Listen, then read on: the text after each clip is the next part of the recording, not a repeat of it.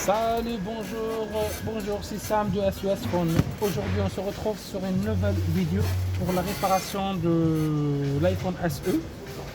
Voilà, alors en sachant que l'iPhone SE, c'est le même que l'iPhone 8 normal, aucune différence, écran pareil.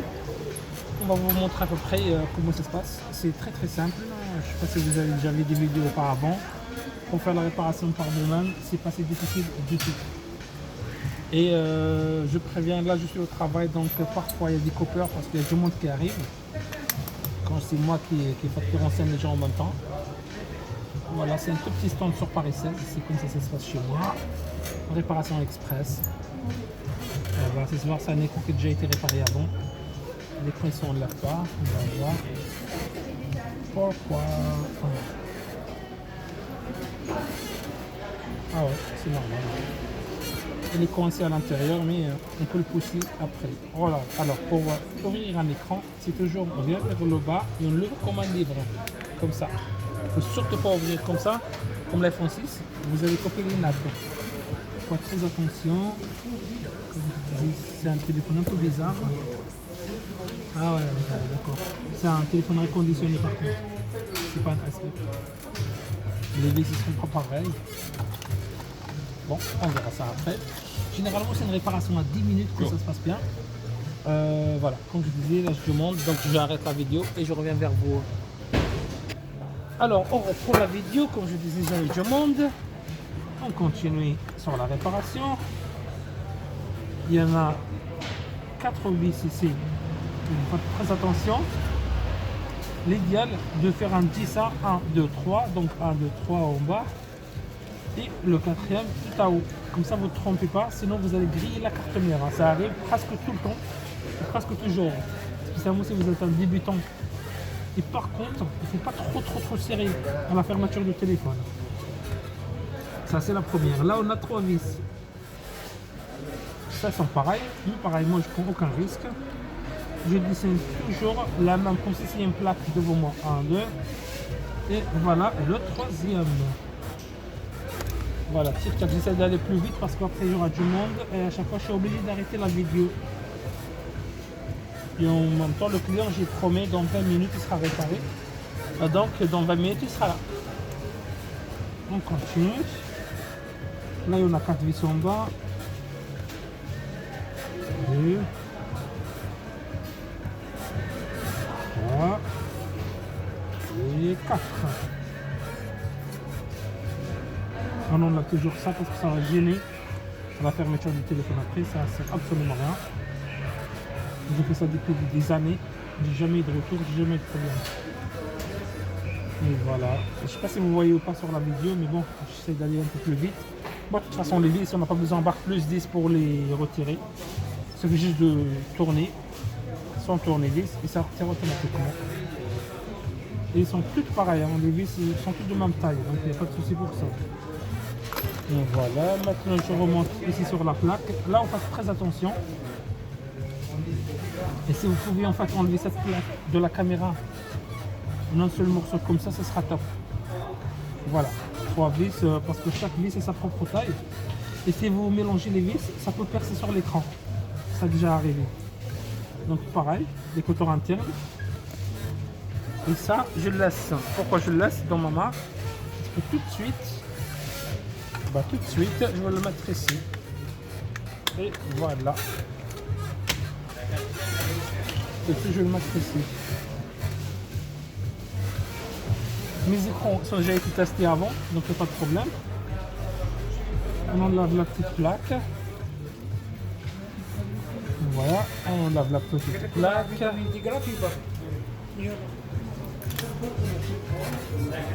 On enlève la petite plaque. Tic-tac. Ça c'est le Touch ID. Le reste on s'en fout, mais quand ça arrive au Touch ID, il faut très attention. Le problème, si on rate le Touch ID, on le coupe, c'est fini. Vraiment c'est fini. Plus rien qui fonctionnera après. Donc voilà, on enlève le Touch ID, monsieur, comme vous voyez. Ça c'est le Touch ID. On enlève facilement.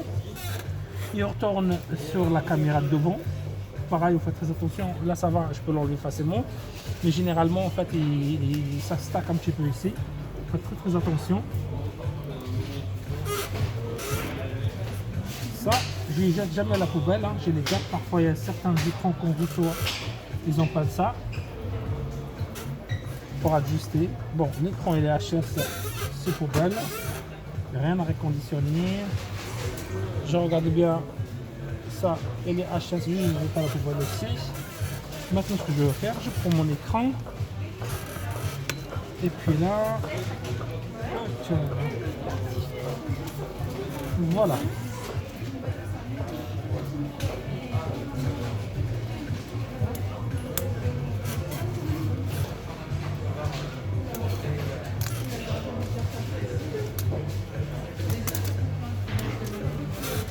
On va faire ça.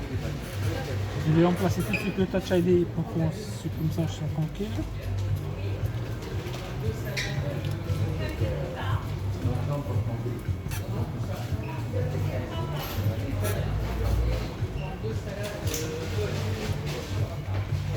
Voilà. Alors, la seule chose que vous allez avoir un grand problème, c'est là. C'est un grand problème. Donc moi, ce que je vais faire, on a inventé ça. La plupart des réparateurs le font en fait. Moi, j'ai un anti-choc ici. C'est des petits trucs comme ça, c'est un anti-choc.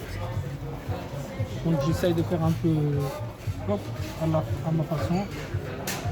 C'est un scotch extra plat et ça gêne pas du tout l'écran. Au contraire, c'est un anti-choc. Donc ça chauffe pas sur l'écran.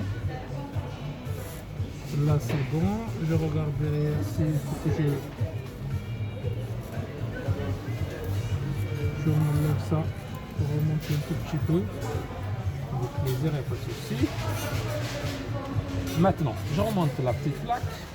À partir de là, c'est vraiment un jeu d'enfant. Il n'y a rien de difficile, il n'y a rien de compliqué. On remonte les vis. Et la meilleure des choses en fait, pour que ce soit beaucoup plus facile pour vous, la dernière en fait, le dernier vis qui vous démontez, c'est le premier vis à remonter. Voilà.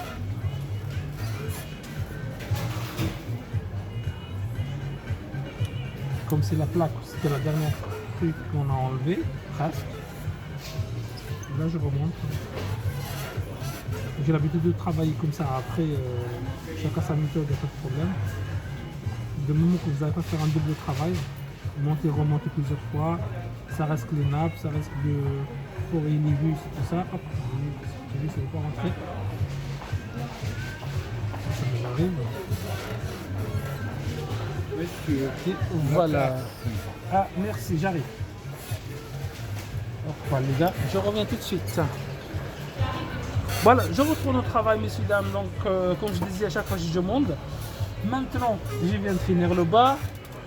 Je vais vous montrer ici la dernière, presque dernière chose à faire. Là, on remonte la plaque. Changer des piles pour nous voir chez toi, par exemple, combien ça coûte normalement. Voilà, voilà, je suis désolé comme d'habitude, hein, ça s'arrête, ça revient, ça s'arrête, ça revient. J'ai l'habitude, c'est comme ça toujours chez moi. Donc, il ne reste pas beaucoup de choses à finir. Maintenant, je remonte ça haut.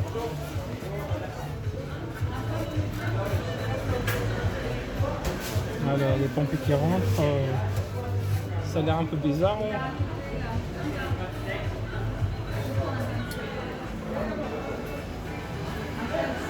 Voilà. Le capteur de proximité, ça a bien rentré dans sa place. Comme ça, bien comme il faut.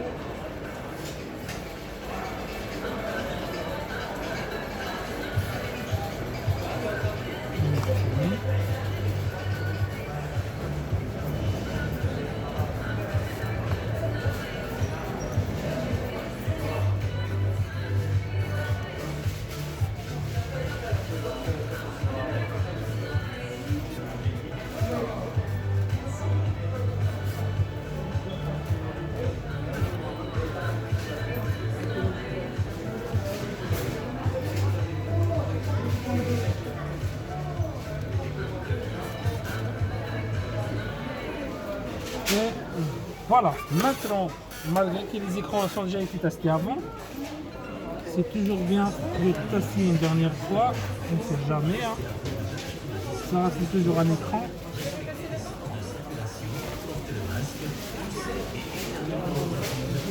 Voilà.